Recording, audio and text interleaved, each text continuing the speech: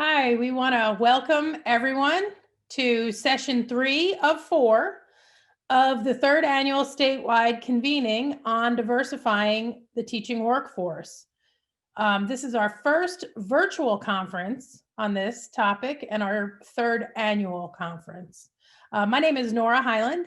I'm the Associate Dean and Faculty Director of Teacher Education at the Graduate School of Education at Rutgers, the State University of New Jersey. Rutgers GSE is pleased to be sponsoring this year's convening with the New Jersey Department of Education and the New Jersey Association for the Colleges of Teacher Education. That's the NJACTE, which is a consortium of all of the colleges and universities in the state that prepare teachers. The conference theme this year is Leadership for Diversity, creating culturally responsive recruitment, instructional practice, and retention strategies. This year, the conference is being held virtually over 4 consecutive Wednesdays during October. Although we had previously closed registration due to the overwhelming response from educators around the state, we have now reopened the registration for the final session. So please share that information with your friends and colleagues. My colleague, Dr. Stacy Leftwich of Rowan University, will be posting the registration link in the chat bar on the side of your Zoom screen. If you open the chat feature, you will be able to see comments. You'll also be able to ask questions in that chat feature. As a reminder, every session of this conference is being video recorded, so please turn off your camera if you do not wish to appear in the video. Additionally, all of the sessions of the conference will be made available via video on the Rutgers GSE website, at the NJACTE website, and the NJDOE website. So you can find them in a lot of places, and we encourage you to look for those and share them widely with your colleagues. The structure of today's meeting centers around 2 consecutive workshop-style sessions. One begins at 3:10, and the other begins at 4:05. You can select a session from each time frame, and that was emailed to you. The links were emailed to you from Chanel Harris in today's agenda. So you can take a few minutes to look for that agenda. And in the meantime, on the behalf of the Graduate School of Education at Rutgers University, I'd like to introduce our featured speaker for today, one of our own accomplished Rutgers GSE graduates. Charlene Laud has been working in education since graduating from Rutgers in 2013. During her time as a Rutgers undergrad, Charlene had the opportunity to serve as a first-year interest group seminar instructor, which inspired her to consider teaching as a career path. Charlene has served as an elementary school teacher, earned her master's degree in education from Johns Hopkins University, and transitioned to working in higher education to help others achieve their goal of becoming teachers. She's now back at the GSE as a doctoral student with a concentration in education, culture, and society. And she's also a senior program coordinator at the Center for Effective School Practices. She spends her days helping aspiring education professionals, including career changers, become licensed teachers in New Jersey. So Charlene will share a few words. Good afternoon. My name is Charlene Laud, and I'm a proud Rutgers 2013 graduate and a current Rutgers Graduate School of Education doctoral student. I have the honor of welcoming you to the New Jersey convening on diversifying the teaching workforce. While attending last year's conference, surrounded by the beautiful fall foliage at William Paterson University, I could never imagine I'd be welcoming you to the 2020 conference, let alone from my home. I graduated from Rutgers in the spring of 2013 and began working as an elementary school teacher later that year. During that first year of teaching, I realized that my third graders weren't the only ones that had a lot to learn. I learned how to turn attendance in daily by 9 a.m.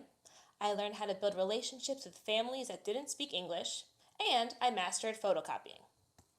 Thanks to a third grader, I also learned how to respond when someone tells me I'm the first Asian person they've ever met. My first response was shock. He's 10 years old and he's never met an Asian person? Then I realized I didn't have my first Asian teacher until 10th grade chemistry. So, although I considered myself a culturally responsive teacher, I did my best to include my students' cultural references in learning and our classroom. I hadn't thought about how my own culture and identity as a first generation Filipino American was impacting my teaching. While race does not determine my quality as a teacher, it does impact the experience that I bring to the classroom. This is why the racial mismatch between the predominantly white teaching force and the diverse student population is critical to address.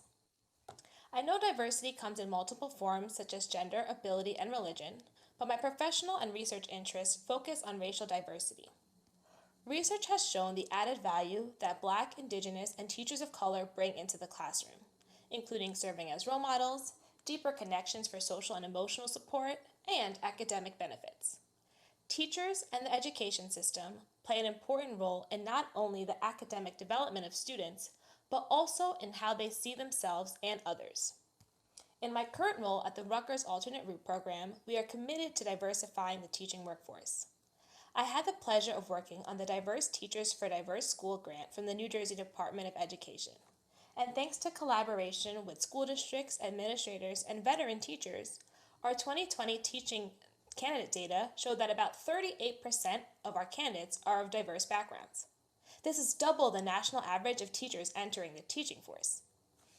As a Filipino American, it makes me especially proud that 10% of our teaching candidates are of Asian ethnicity. I know that statistic wouldn't mean as much to me if it weren't for a comment from a third grader. Again, I'd like to welcome you to the conference.